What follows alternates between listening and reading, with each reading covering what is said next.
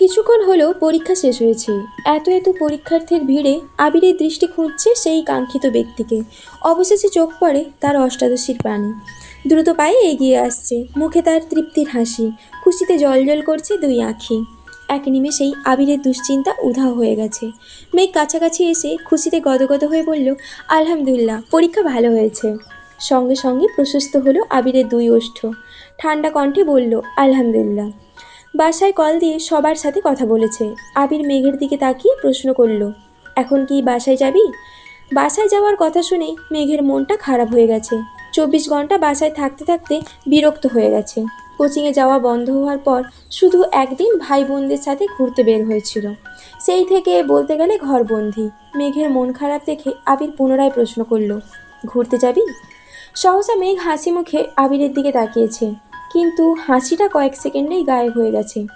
মনে পড়ে গেল কিছুদিন আগের খাতা পোড়ানোর ঘটনা। যার মনে মেঘের জন্য বিন্দুমাত্র জায়গা নেই, তার সাথে কথা বলা বেমানান। ওনার নাম লেখাতে যেই মানুষটা কয়েক মিনিটের মধ্যে সম্পূর্ণ খাতা পুড়িয়ে ফেলেছেন, সেই মানুষটার থেকে দূরে থাকাই শ্রেয়।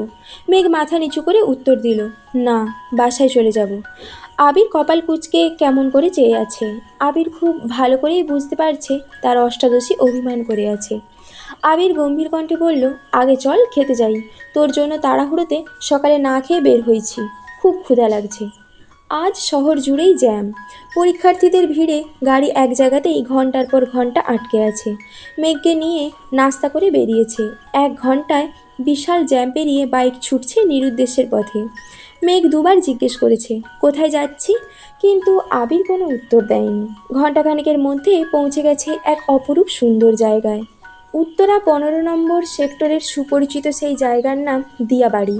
দিয়াবাড়ি সবসময়ই বেশ জনপ্রিয়, তবে শরৎকালে কাশফুলের শুভ্রতায় এই স্থানের মাধুর্যতা কয়েক গুণ বেড়ে যায়।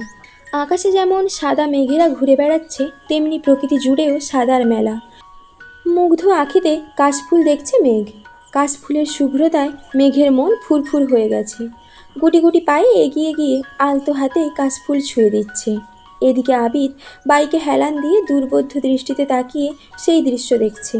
মুহূর্তেই আবিরের ঠোঁটের কোণে হাসির ঝলক দেখা গেল। আনমনে বলে উঠল, মানুষ শুধু শরতে কাশফুলের মায়ায় পড়ে, অথচ আমি প্রতিদিন প্রতিক্ষণ শুধু তোর মায়ায় পড়ে থাকি। মেঘের মনে আনন্দের সীমা নেই। আনন্দ হবে নাই বা কেন? ঢাকা শহরে থেকেও এত বছরে কোনো দিন এই জায়গায় আসতে পারেনি। শুধু 2-1বার নামই শুনেছে। বাবা কাকারা ব্যবসার কাজে এতই ব্যস্ত থাকেন যে সবাইকে নিয়ে ঘুরতে যাওয়ার সময়ই নেই কারোর। কাকামণি মাঝে মাঝে মেঘ, মিম আর আদিকে নিয়ে বের হলেও সেটা 3 মাসে একবার। অথচ আবির দেশে ফিরেছে সবেমাত্র 4 মাস হবে। এই অল্প সময়েই আবির মেঘকে নিয়ে ঢাকার আশেপাশে সব জায়গা ঘুরে ফেলেছে। অবশেষে আজ কাশফুলের রাজ্যেও নিয়ে আসছে। ভাবতেই পারছে না মেঘ। আবির মেঘকে বুঝতে না দিয়ে মেঘের বেশ কিছু ছবি তুলেছে। ফোন পকেটে রেখে কতগুলো কাশফুল একসাথে এনে মেঘের দিকে এগিয়ে দিয়ে বলল, তোর কিছু ছবি তুলে দিব? মেঘ আবিরের দিকে তাকিয়ে হেসে ফেলল। সেও মনে মনে ভাবছিল মোবাইলটা নিয়ে আসলে ছবি তুলতে পারত, কিন্তু আবির ভাইকে এই কথা বলার সাহস পাচ্ছিল না। আবির মেঘের মনের কথা বলে ফেলেছে, তাই না চাইতেই মেঘ হেসে ফেলেছে। আবির কয়েকটা ছবি তুলে দিয়েছে। ছবিগুলো দেখে মেঘ স্বাভাবিক কণ্ঠে বলল, ধন্যবাদ, আমরা কি এখন চলে যাব? আবির ভ্রু কুঁচকে বলে উঠল, এত স্বার্থপর কেন তুই? মেঘ চোখ বড় করে তাকিয়ে শুধালো, মানে? আবির বিরক্তির স্বরে বলল, এই যে এত কষ্ট করে এতদূর নিয়ে আসলাম তোকে, ছবিও তুলে দিলাম, একটা বার বলতে তো পারতি, দেন আপনাকে দুটো ছবি তুলে দিই, বা একটা সেলফি অন্তত তুলি। যেই নিজের ছবি তোলা শেষ অমনি বাসায় যায়, স্বার্থপর একটা। আমি স্বার্থপর হলে আপনি হিটলার। মুখের উপর মেঘ জবাব দিয়ে ফেলেছে। আবির কপাল কয়েক ভাঁজ ফেলে ভারী কণ্ঠে বলল, আমি হিটলার হলে তুই হিটলারের নানি। এ যেন বিতর্ক প্রতিযোগিতা চলছে। মেঘ ভেঙচি কেটে বলল, জীবনেও না, আমি আপনার মতো এত পাষাণ না। এ কথা শুনে আবির হেসে ফেলল। আচমকা হাসাতে মেঘ বিস্ময় সমেত তাকিয়েছে। মেঘ ভেবেছিল আবির ভাই হয়তো রেগে যাবেন, কিন্তু উনি হাসছে দেখে বেশ অবাক হয়েছে। আবির গলা খাকারি দিয়ে গম্ভীর কণ্ঠে বলা শুরু করলো, সামান্য একটা কারণে গত 9 বছর তুই আমার সাথে কথা বলিসনি। তুই ভুল করলে বড় ভাই হিসেবে কি তোকে শাস্তি দেওয়ার অধিকার ছিল না আমার? এই যে এতগুলো বছরে একটাবার কথা বলিসনি আমার সাথে, তখন একবারের জন্য কি নিজেকে পাষাণ মনে হয়নি তোর? হয়তো দেশে না ফিরলে এখনও কথা বলতি না। একবারও মনে হয়নি এই মানুষটার সাথে কথা বলা উচিত? তোর এই অসীম দূরত্বে সেই মানুষটারও খারাপ লাগতে পারে ভেবেছিস কখনো? ভাবিসনি।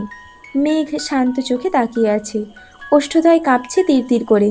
আবির ভাইয়ের সাথে এত বছরে একবারের জন্য কথা বলতে ইচ্ছে হয়নি তার, অথচ ওনাকে দেখার পর ওনার ভারী কণ্ঠে বলা এক একটা কথা, অনুভূতিহীন আচরণ, ক্রোধিত আঁখি, তাকানোর স্টাইল, ঘন কালো চুল আর গাল ভর্তি ছোট ছোট দাড়ি দেখে ধীরে ধীরে প্রেমে পড়তে বাধ্য হয়েছে। আবির ভাই তো দেশে ফিরে আবারও থাপ্পড় দিয়েছে তাকে। কই, এবার তো সে কথা বন্ধ করেনি। রাগ অভিমান শেষে ঠিকই বারবার কথা বলেছে। এই যে সেদিন খাতা পুরালো, তারপরও আজ সেই মানুষটার সাথেই ঘুরতে এসেছে। তাহলে এত বছর কেন কথা বলতে ইচ্ছে হয়নি তার? মেঘ কিছু বলছে না দেখে আবির বাইকের দিকে চলে যাচ্ছিল। মেঘ আচমকা বলে উঠল, আপনার সাথে একটা ছবি তোলা যাবে? আবির মুচকি হেসে উত্তর দিল, হোয়াই নট। ঘোরাঘুরি শেষে বাসায় ফিরছে। মেঘের হাতে অনেকগুলো কাশফুল। তার খুব ইচ্ছে করছে এগুলো বাসায় নিয়ে মিম আর আদিকে দেখাবে, কিন্তু আবিরের কড়া নিষেধ, বাসায় নিয়ে যাওয়া যাবে না। বাধ্য হয়ে মানতে হলো আবির ভাইয়ের কথা। রাস্তায় দুটো পিচ্চি মেয়েকে ফুলগুলো দিয়ে বাসায় চলে আসছে। সময় চলছে নিজস্ব গতিতে। মেঘের পড়াশোনার অন্ত নেই। সবেমাত্র ঢাকা বিশ্ববিদ্যালয়ের পরীক্ষা শেষ হলো। সামনে মেডিকেল পরীক্ষা। পড়ার চাপ যতটা মেঘের, ঠিক ততটাই জান্নাতের। প্রতিদিন 3-4 ঘন্টা সময় নিয়ে পড়ানো, নিজে প্রশ্ন করে মেঘের পরীক্ষা নেওয়া, সেগুলোর সমাধান করা। 15 দিনের মাথায় জগন্নাথ বিশ্ববিদ্যালয়ের ভর্তি পরীক্ষা। যতদিন না মেঘ চান্স পাচ্ছে ততদিন চলবে এই লড়াই। সপ্তাহখানেক পরেই ঢাকা বিশ্ববিদ্যালয়ের ইউনিটের ফলাফল প্রকাশিত হয়েছে। মেঘের সিরিয়াল আসছে। সেই খুশিতে খানবাড়িতে উৎসব চলছে। প্রতিটা মানুষই মহা খুশি, তবে মোজাম্মেল খান তেমন খুশি না, কারণ ওনার ইচ্ছে মেঘ মেডিকেলে পড়বে। বিশ্ববিদ্যালয়ের প্রতি ওনার আগ্রহ নেই বললেই চলে। বাড়ির সবাই হইচই করছে দেখে এক সময় ধমক দিয়েই বসলেন, মেডিকেল পরীক্ষা এখনও হয়নি, এত খুশি হওয়ার কিছু নেই, সামনে পরীক্ষা, পড়তে বসো গিয়ে। আবির রুমের বাইরে ব্যালকনিতে দাঁড়িয়ে নিচে সবার হই হুল্লোড় দেখছিল। তবে মোজাম্মেল খানের ধমকে আজ আবিরের রাগ হচ্ছে না, বরং মেঘের চান্স পাওয়ার খুশিতে এসব সামান্য বিষয়কে সে পাত্তাই দিচ্ছে না। কিন্তু মোজাম্মেল খানের ধমকে মেঘের মন খারাপ হতে সময় লাগলো না। সিঁড়ি দিয়ে উঠে নিজের রুমে যেতে গিয়েই আবিরকে দেখেই থমকে দাঁড়ালো। শীতল চোখে তাকালো একবার, হয়তো বুঝতে চেয়েছিল রেজাল্টের কথা শুনে আবির ভাই খুশি হয়েছে কিনা। কিন্তু আবিরের অভিব্যক্তি বোঝা গেল না, তাই মাথা নিচু করে রুমে চলে গেছে। মেঘের পড়া যেমন থেমে নেই, তেমনি জান্নাত আপুরও ছুটি নেই। কিছুদিন পর মেডিকেলে ভর্তি পরীক্ষা দিল। এবার আর আবির নিয়ে যায়নি, মোজাম্মেল খান নিজে গাড়ি করে মেয়েকে নিয়ে গেছেন। পরীক্ষা যেমনই হয়েছে, রেজাল্টের অপেক্ষায় আছে সবাই। কিছুদিন পর একদিন আবির আর রাকিব অফিসে কাজ করছিল। হঠাৎ রাসেল ছুটে এসে উত্তেজিত কণ্ঠে বলল, কী রে আবির, মেঘ কি চান্স পাইছে? আবির ল্যাপটপের দিকে তাকিয়েই উত্তর দিল, ডিউএতে হয়েছে, জগন্নাথে ওয়েটিং। কেন? রাসেল পুনরায় বলল, আরে ভার্সিটি না, মেডিকেলে চান্স পাইছে কিনা জিজ্ঞেস করছি। আবির অবাক চোখে তাকিয়ে প্রশ্ন করল, রেজাল্ট দিয়ে দিছে নাকি? রাসেল সহসা উত্তর দিল, হ্যাঁ মাত্র দেখলাম, এজন্যই তো তোকে জিজ্ঞেস করতে আসছি। আবির তাড়াতাড়ি ফোন বের করে নেটে রেজাল্ট দেখল। অকস্মাৎ আবিরের মুখটা মলিন হয়ে গেল। রাকিব জিজ্ঞেস করল, কি হলো, চান্স পায়নি? আবির ভারী কণ্ঠে উত্তর দিল, সরকারিতে আসেনি, প্রাইভেটে পড়তে পারবে। আবির সঙ্গে সঙ্গে তানভীরকে কল দিয়েছে। তানভীর বাসায় নেই। আবির বসা থেকে উঠে রুমের মধ্যে পায়চারি শুরু করেছে। কি করবে বুঝতে পারছে না। বাসায় কি চলছে কে জানে। হঠাৎই মিমের কথা মনে পড়ল। তাড়াতাড়ি আকলিমা খানের নাম্বারে কল দিয়েছে। প্রথম কলটাই রিসিভ করলো মিম। মায়ের ফোন বেশিরভাগ সময় মিমের কাছেই থাকে। মিম আর আদি মিলেই গেম খেলে।